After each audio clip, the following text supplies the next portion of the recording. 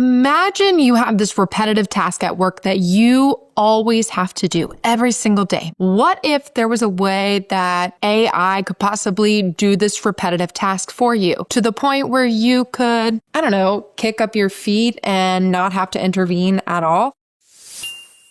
Thankfully, Copilot Studio now has the ability to make autonomous agents, and that is what we are going to do today in this YouTube video. So what our autonomous agent is going to do is when somebody fills out a Microsoft form, I want to pull that information from what was filled out in that form and be able to do a variety of things. Even if it's something as simple as an email gets sent to the person who filled it out or to a person that it pertains to, or a Teams message in that regard, or even create a task in Microsoft Planner. Here's the simple Microsoft form that I have created. What I want to do is I want to ask somebody, what Microsoft tool do you want to take a class on, and when would you like to take that class? I then want to be able to take that information and create a task in Microsoft Planner. Therefore, my bosses can potentially assign this class to somebody here at Pragmatic Works to teach or to talk to this individual about. I also want to let people know that a form has been completed and they should go check Microsoft Planner for that task. Here is my 2-question quiz. What is the class choice? What is the date preference? And what's great about Microsoft Forms is if you go to view responses here, you have the ability to access the Excel file in which these answers get saved to. So I went ahead and opened this up, and here are some of the responses that have come through so far.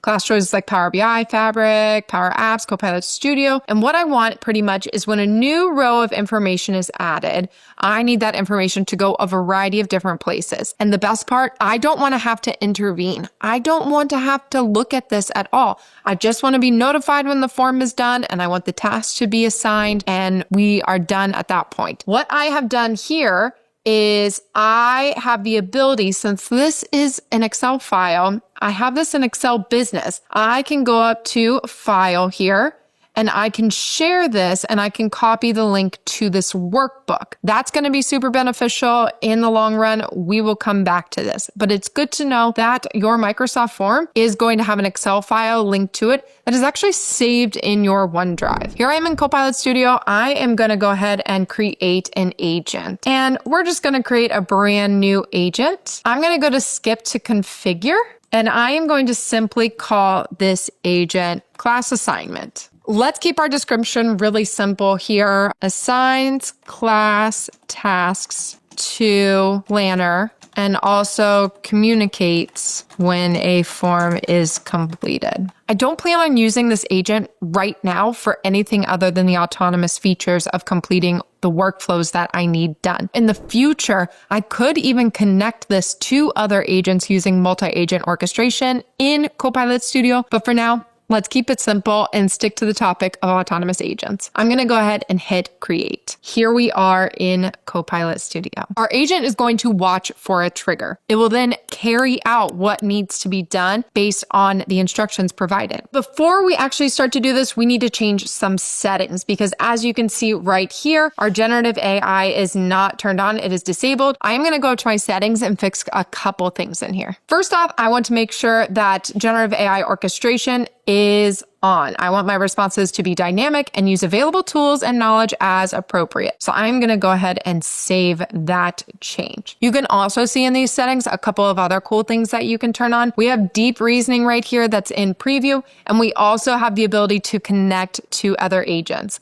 I have a feeling eventually I'm going to want to do that. So I'm going to go ahead and turn this on now and save it. Now that these changes are saved, I'm going to go ahead and close out of my settings, and now I'm ready to get started. First and foremost, my trigger is going to be when a Microsoft form is filled out, when it is completed, and then the actions will happen afterwards. You're going to scroll down to where it says triggers, and you're going to add a trigger here. There are a list of options here. There's also a search option, but I can see right here when a new response is submitted by Microsoft Forms, that's exactly what I want. So that is exactly what I'm going to choose. From here, we are obviously going to have to configure which Microsoft form gets filled out.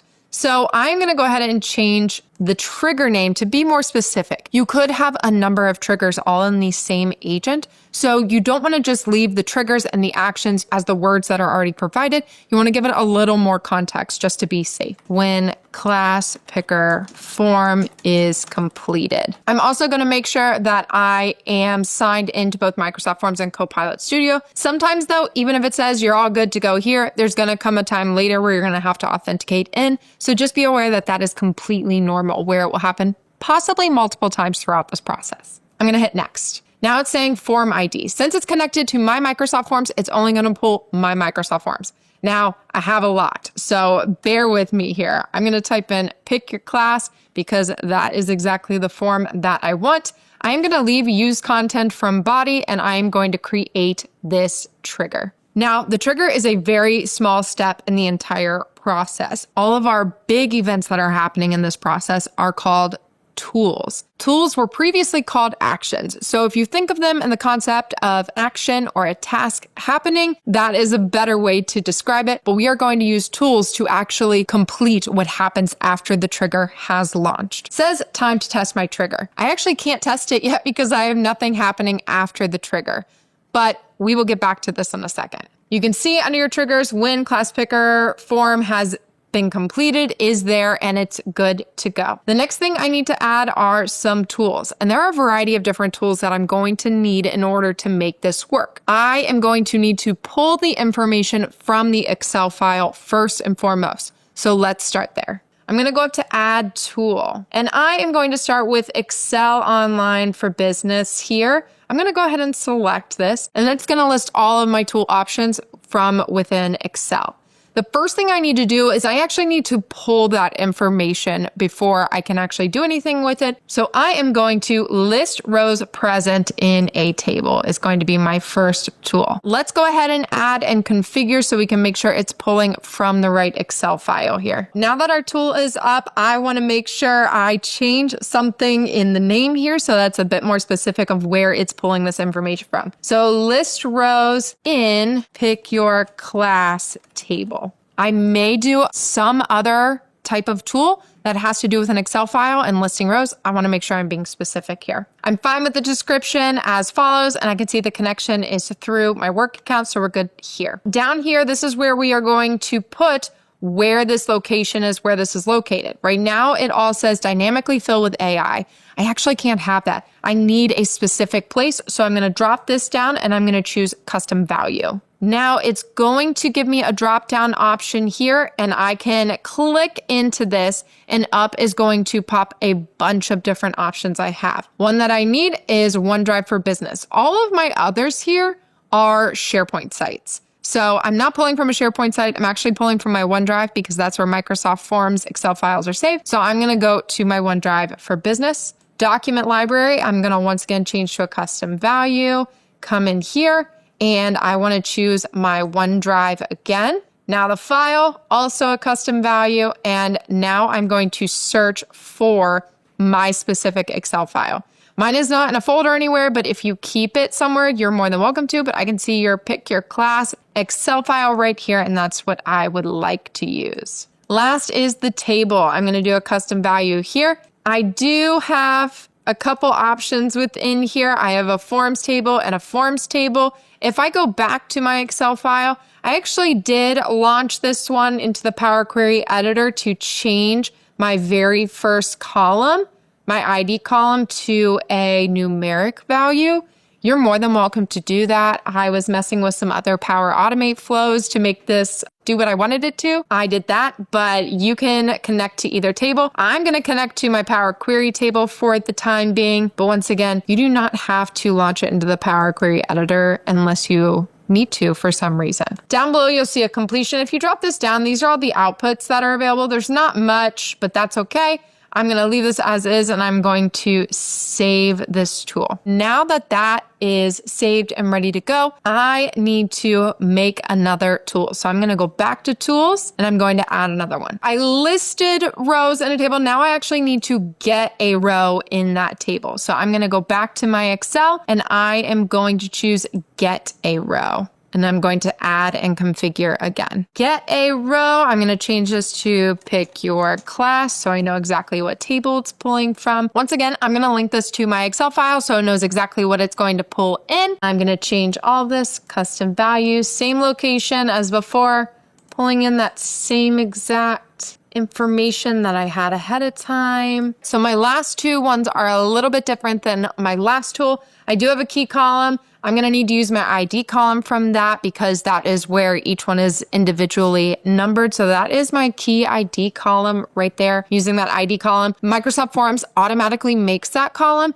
You may just need to switch it to a numeric value because most of them are going to be a general data type. I did change mine at some point to numeric because it worked better at a point in Power Automate flow. I think I can find it perfectly fine here. For key value, I'm going to leave it to dynamically fill with AI because that is going to change throughout. So I'm going to leave that as is, and then I'm going to hit save. Amazing. So now we already have two tools created because what I have so far and what I want to happen is when a Microsoft Forms is submitted, I want it to list all the rows present in the table, and then I want it to get a row for me. Next step in this process, I want to create a plan in Microsoft Planner. I would like to create a task in Microsoft Planner with the name of the class that's coming through and hopefully also a start date. So the date that they preferred. So the second question on my forms, I'm going to go back to tools and we're adding another one. This time, let's go ahead and type in the word planner. And here are all my results for Microsoft Planner. You can see the cute little logo that is there. First, I need to list plans for a group.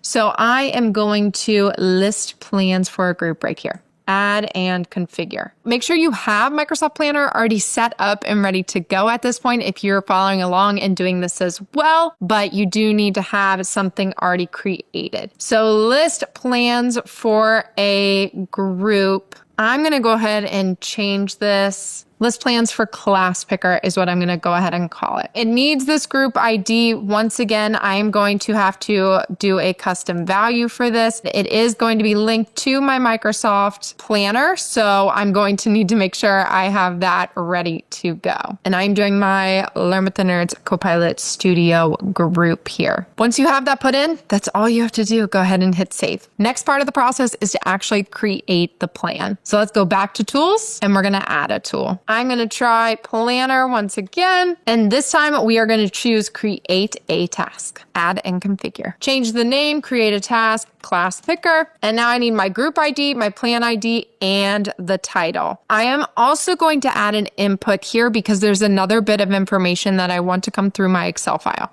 We'll get back to that in a second. Let's start with the group ID. This is going to be another custom value. So what group is going to retrieve the plan? I'm going to pick my Learn with the Nerds Copilot Studio again. And then the plan ID, I'm also going to do a custom value. And it's my training schedule plan right here. This is the plan that is under the Learn with the Nerds Copilot Studio part of Planner. So I'm going to keep that. Now, title, I'm going to dynamically fill with AI because it's going to pull that information from the Excel that's coming from Microsoft Forms. There's another input that I actually want to add. So I'm going to add an input. Now you can see there's a couple options in here. If you scroll through, these are all the different inputs that can go through to Microsoft Planner. The one I want is the start date time because the date that they prefer is the day I would want this task to start. So that's what I'm going to choose.